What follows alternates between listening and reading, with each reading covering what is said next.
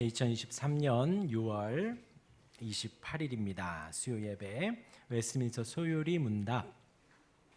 오늘 제목은 한 사람으로 말미암아입니다. 우리 지난 시간에 13, 14, 15문을 말씀을 드리며 제가 유혹과 타락에 대해서 말씀을 드렸습니다. 사단이 아담과 하와를 유혹을 했고 이에 타락했습니다. 타락이라 함은 첫 마음을 잊는다라고 말씀을 드렸죠. 아담과 하와가 하나님과 약속한 그 생명의 언약의 첫 마음을 잃었습니다. 그 언약 가운데 타락하여 하나님과 같이 된다는 그 유혹에 그 선악을 알게 하는 나무가 먹음직도 하고 보암직도 하게 된다라고 하였습니다. 그래서 죄란 무엇이냐? 하나님의 뜻과 말씀을 거스르는 것이라 하였죠. 그래서 아담과 하와가 하나님과 약속한 하나님의 말씀을 거역하여 거슬러서 죄를 지었습니다. 이것은 단순히 윤리적 차원에서 잘잘못 그것을 말하는 것이 아니라 죄의 원래의 정의가 하나님의 말씀을 거스르는 것이다 라는 것을 말씀을 드립니다. 그리고 이제 오늘은 16문 하나만 보도록 하겠습니다. 우리 같이 한번 읽어보겠습니다. 제가 문을 읽으면 여러분들이 답을 크게 읽어주시면 됩니다. 모든 인류가 아담의 첫 번째 범죄에서 타락했나요?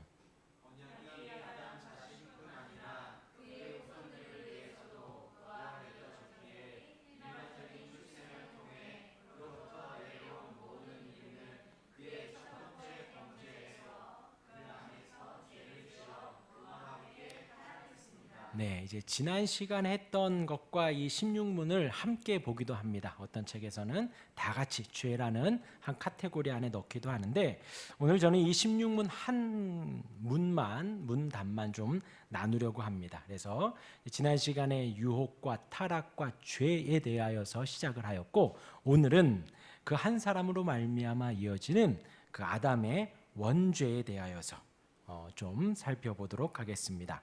인류의 대표 아담이 죄를 짓고 그 죄가 우리에게 전가되었습니다.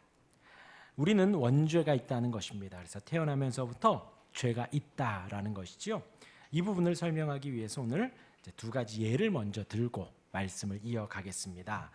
하나는 이 아담이 지은 죄가 우리 가운데까지 영향이 있다라는 거거든요.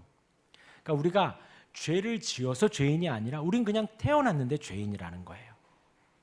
그것에 대한 이제 예를 제가 두 개를 들 텐데 그것이 바로 이것을 설명할 수 있는 원리가 대표성의 원리입니다. 대표성의 원리.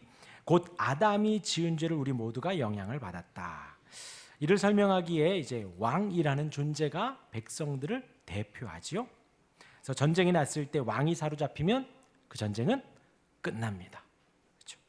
그리고 백성들은 저절로 패배자가 되는 거예요. 아무리 각계 전투에서 승리하고 있어도 왕이 이제 잡히면 왕이 죽으면 패배자가 되는 것과 같다는 것입니다. 대표자의 원리다 이거죠. 또한 국가 사이에서도 외교 문제에 있어서도 협상 대표자의 결정에 모든 국민이 영향을 받는다. 지금도 이제 대통령, 행정 통수권자인 대통령의 영향에 이제 우리 국민들까지 득실을 보는 영향이 있는 것, 그것이 바로 대표성의 원리다라는 거예요. 일반적으로 이 대표성의 원리를 설명하면서 이렇게 나라에 대한 예를 듭니다. 그리고 또 나라에 대한 예와 더불어서 함께 드는 예가 바로 자녀들에 대한 예입니다. 자녀들에 대한 예. 그래서 저희 부부가 자녀가 3명이 있습니다. 아들만 셋입니다. 참 재밌는 게요. 놀이터를 가고 사람을 만나서 어르신들을 뵙고 슬아의 자녀가 셋 있습니다. 그럼 예 이러는데 아들만 셋입니다. 뭐 이래요. 참 희한해요. 100이면 100 다 그래요. 아무튼 아들 셋이 있습니다. 아내와 저 사이에 아들이 셋이 있는데요. 감사한 것은 유전자 검사할 필요가 없습니다. 어느 누가 봐도 저희 아들인 것을 다 알고 있습니다. 외모도 성격도 식성도 비슷합니다. 그리고 또 제가 이걸 기록하면서 너무나도 감사한 게 뭐냐, 딸이 없는 게 어찌나 감사한지, 저를 닮은 아들만 셋이 있어서 얼마나 감사한지요. 그리고 감사한 것은 아직까지 왜 자신들을 이렇게 낳았냐고 불평하는 이는 없습니다. 아직 자기들이 들창코인 걸 몰라요. 하율이가 낳았을 때 할머니로부터 핍박을 많이 받았습니다. 코를 절 닮아서 이제 하율이가 모든 게 다 외타 그랬는데 코만 절 닮은 거예요. 장모님이 그렇게 하율이 코를 이걸 어떡하냐고, 비 오면 비 다 들어가겠다고 막 그랬습니다. 하지만 아직 우리 아이들은 불평하는 아이가 하나도 없습니다. 그래서 신기한 것은 우리 아이들이 태어나면서부터 대한민국 국민이 됐다라는 것이죠. 그리고 이제 저희 자녀가 되었고 저희 부부가 하나님을 섬기고 한 교회를 다니는데 아이들이 함께 다니고 있다라는 것이죠. 곧 우리 자녀들은 생물학적으로 체질과 체형과 외모와 식성 부모에게 물려받았다라는 거예요. 같이 생활하면서 정신적인 것도 신앙적인 면도 닮아갑니다. 경제적인 것도 부모의 영향 아래 있지요. 뭐 저희 가정뿐만이 아니라 여기 계신 분들 다 마찬가지입니다. 네, 주찬이 유전자 검사할 필요 없이 아빠 아들이고요. 우리 주희 유전자 검사할 것 없이 엄마 딸입니다. 정말 감사한 게 그죠? 아들들은 아빠 닮았고 딸들은 엄마를 닮았어요. 네, 별이도 그렇고요.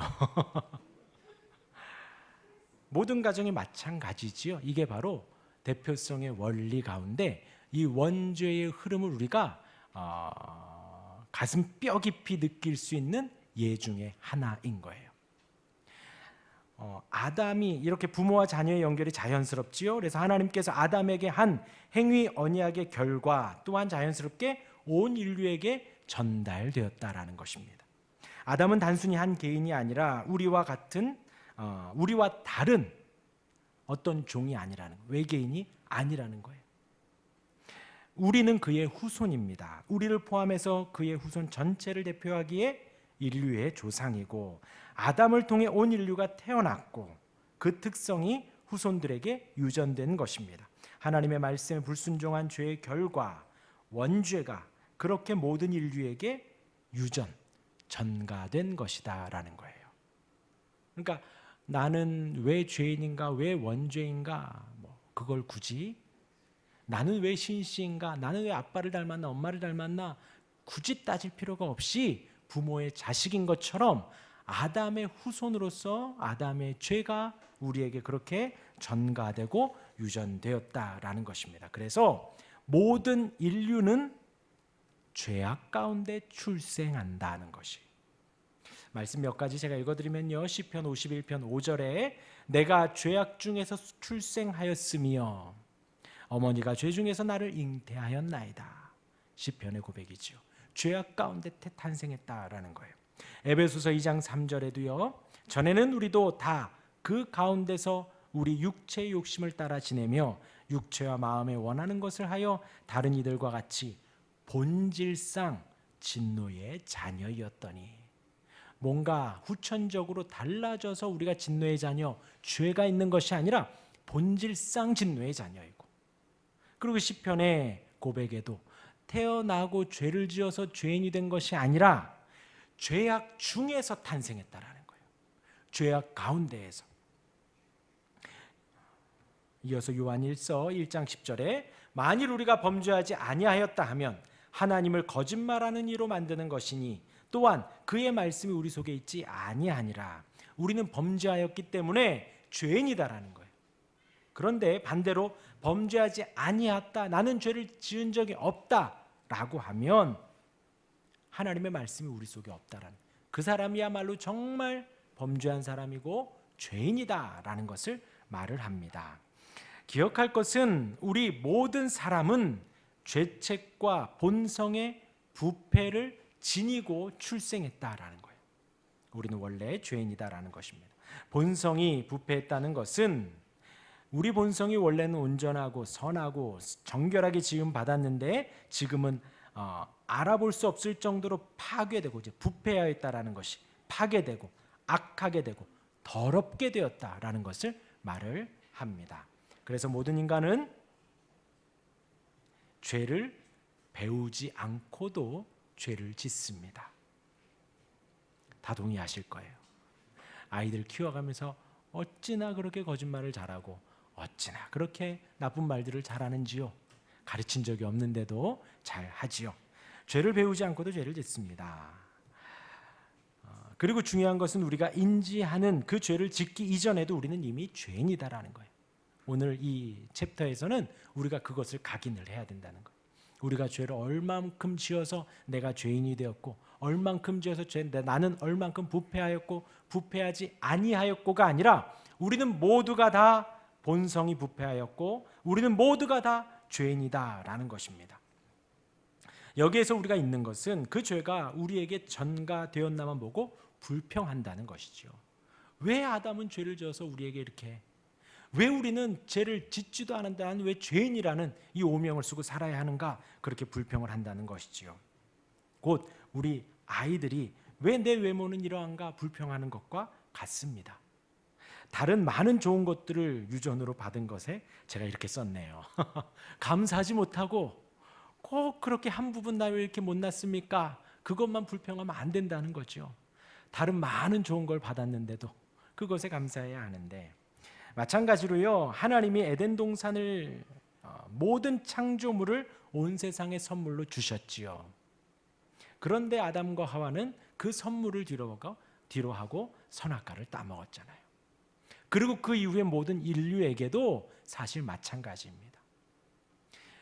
온 세상을 만드시고 하나님이 우리를 만드시며 온 세상 가운데에서 살아가라 하셨지요.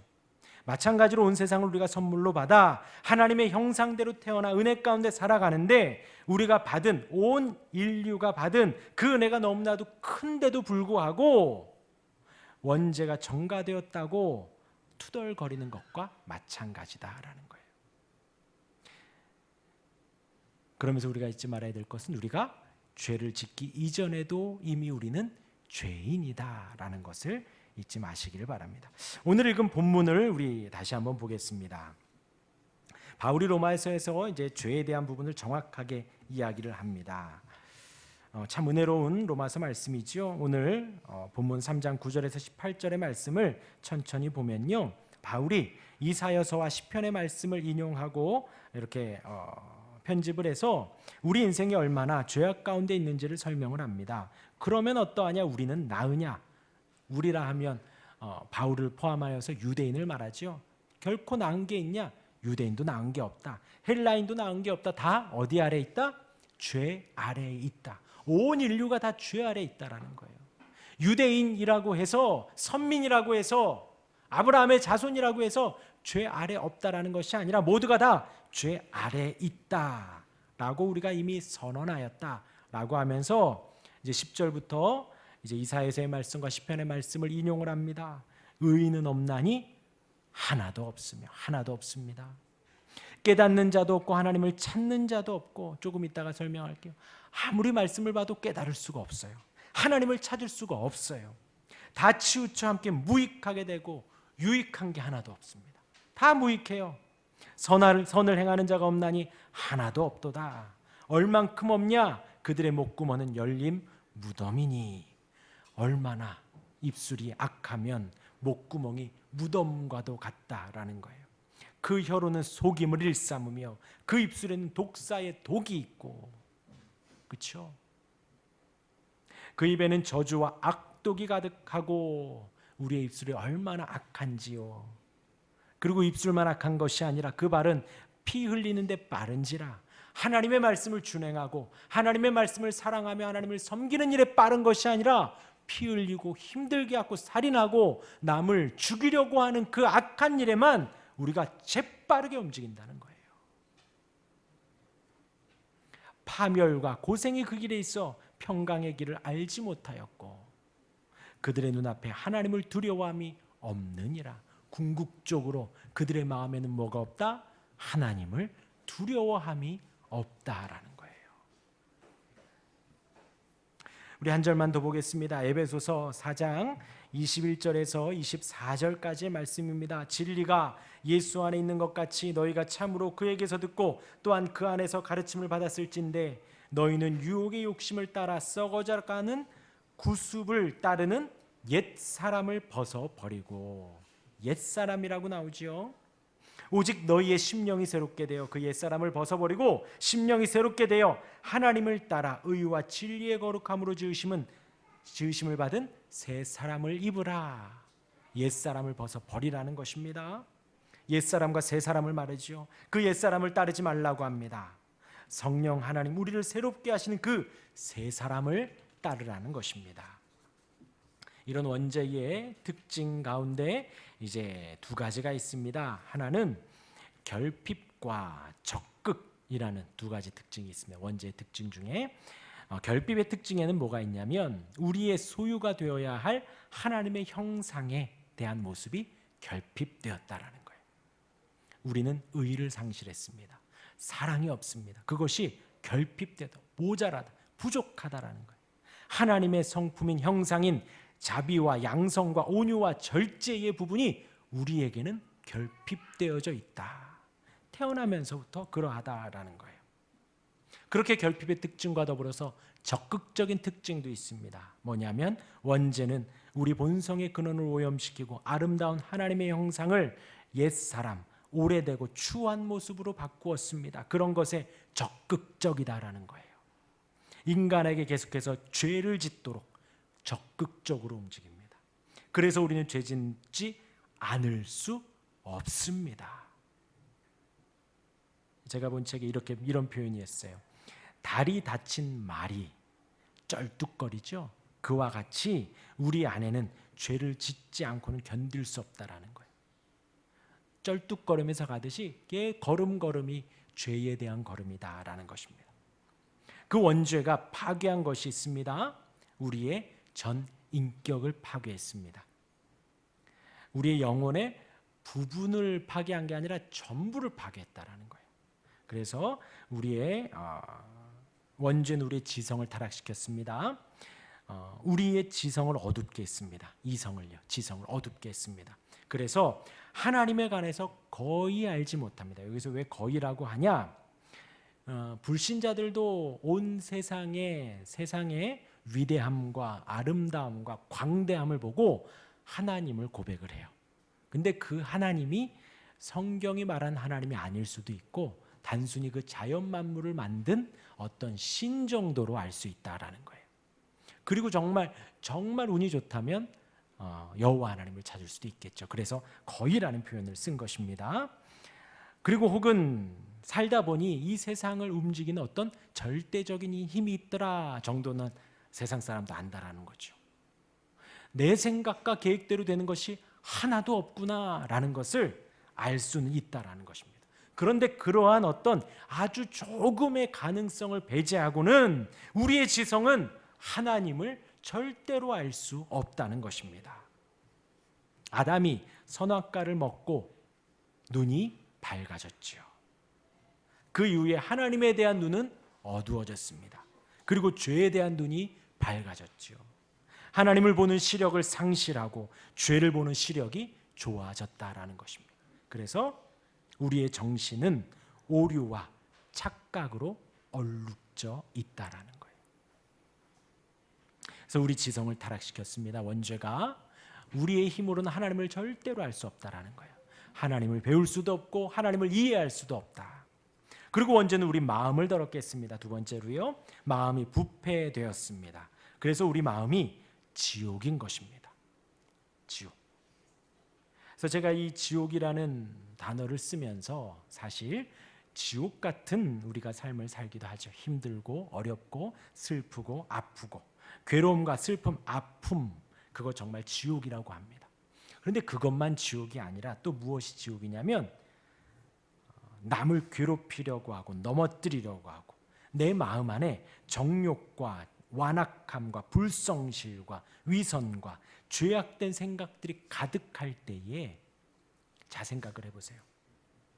쾌락만을 생각할 때, 쾌락만을 추구할 때 그곳은 지옥입니다.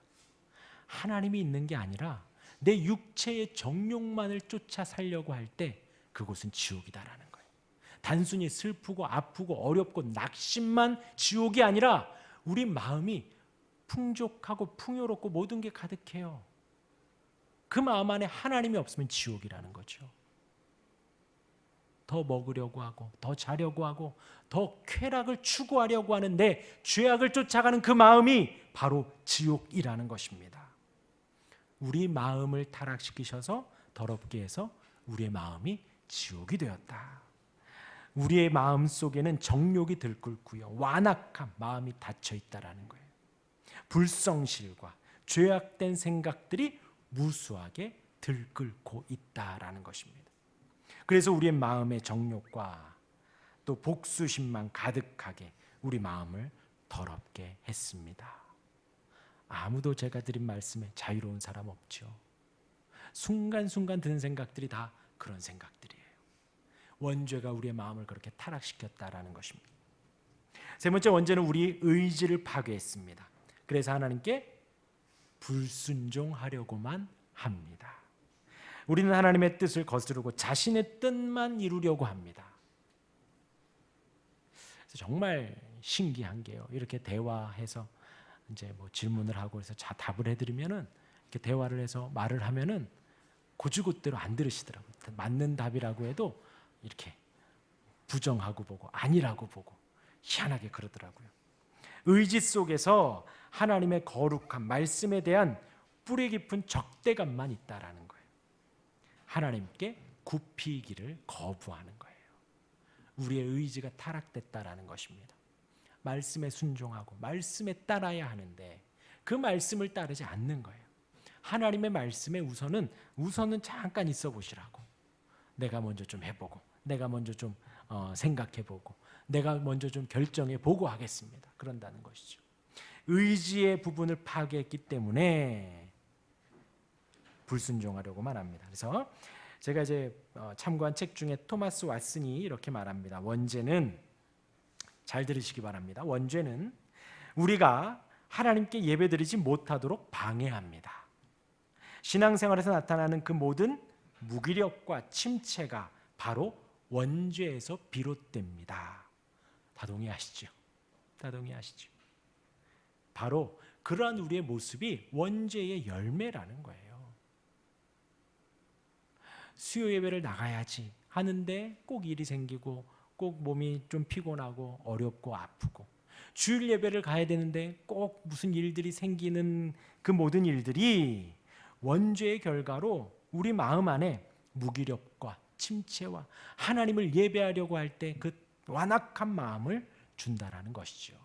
원죄의 열매가 그러하다라는 것입니다. 그러니까 예배를 와야 될까요? 안 와야 될까요? 안 오고 싶어. 이 원죄의 열매야 하고 툭 털어버리시고 나오셔야 된다는 거. 뭐 예를 들어 예배를 말씀을 드린 것이고요. 여러분들이 집에서 성경을 한번 펴보십시오. 정말 재밌습니다. 어쩜 그렇게 내가 안 한 일들이 생각이 나는지, 꼭 지금 안 하면 안 될 것 같은 일들만 막 생각이 나는지, 굳이 카톡에 일을 안 없애도 되는데 성경을 펴면 꼭 그걸 없애야 될 것 같고, 답장을 꼭 진지하게 해줘야 될 것 같고, 지금 이걸 검색을 좀 해봐야 될 것 같고. 일예로요. 우리가 기도를 해야겠다 마음을 먹어도 마찬가지입니다.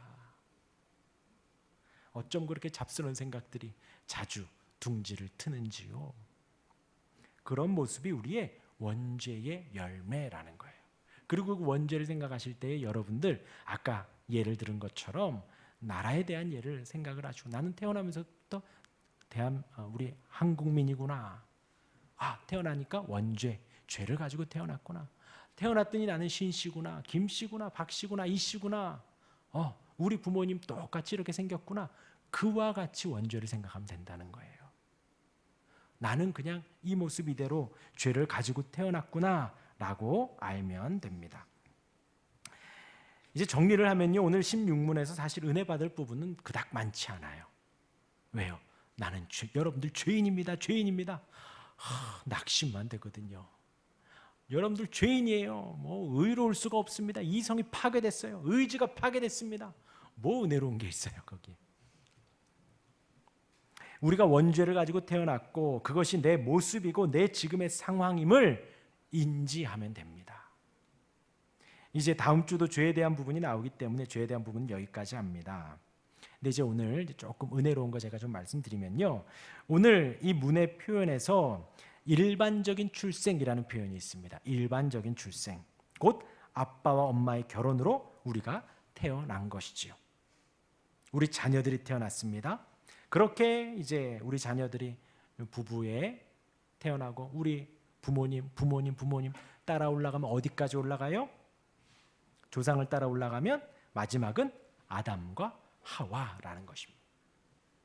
그렇게 온 인류는 탄생했습니다. 그런데 온 인류에 오직 한 사람만 전혀 다른 방법으로 출생했습니다. 누굴까요? 네, 예수님입니다. 바로 예수 그리스도입니다. 처녀 마리아가 성령으로 잉태하여 예수님을 낳았지요. 예수님이 성령으로 잉태하여 처녀 마리아에게서 나신 것은 예수님이 그 죄로부터 자유롭기 위해 취하신 방식입니다. 일반적인 출생이 아닌 온 인류의 유일한 한 분이 누구다? 바로 예수님입니다. 일반적인 출생으로 아담과 하와의 영향 아래, 아담과 하와처럼 일반적인 출생으로 태어난 모든 사람은 아담과 하와의 영향을 받기 때문에 그 영향을 끊고 다른 방법으로 태어나신 분이 바로 예수님이시다라는 거예요. 그 예수님이 누구냐? 우리의 유일한 구주이십니다. 저와 여러분들이 의지하는 분이 바로 그 예수님이에요. 예수님의 이름으로 기도합니다. 그분입니다. 나의 부족함과 연약함과 원죄와 자범죄와 나의 연약함과 부족함과 나의 이 죄악투성이인 부패한 내 모습을 덮어주실 유일한 분이 바로 그 예수님이시다라는 거예요. 나를 죄로부터 자유롭게 해주시고 그 옛사람을 뒤로하고 새 사람을 쫓을 수 있는 그 시작이 되는 분이 바로 예수님입니다. 우리가 오늘도 의지하고요, 주일날 또 의지하고가 아니라 오늘도 의지하고 여러분들 집에 가면서도 의지하고 바라고 사모하고 고백하고 찬양하고 마음에 두며 사랑할 그분이 바로 누구냐? 일반적인 방법으로 태어나지 않은 성육신하신 예수 그리스도시다라는 거예요. 그 예수님을 온전히 의지하시길 바랍니다. 예, 오늘 그 두 가지를 기억하고 돌아가셔요. 나는 죄인이구나. 태어나면서부터. 그리고 또 예수님은 그런 방법이 아닌 처녀의 몸에서 성령으로 말미암아 잉태되어 일반적인 방법이 아닌 다른 방법으로 태어나신 유일한 분이시구나. 그분이 우리의 주인이십니다. 얼마나 좋은지요. 나의 구주이십니다. 내가 의지할 분이세요.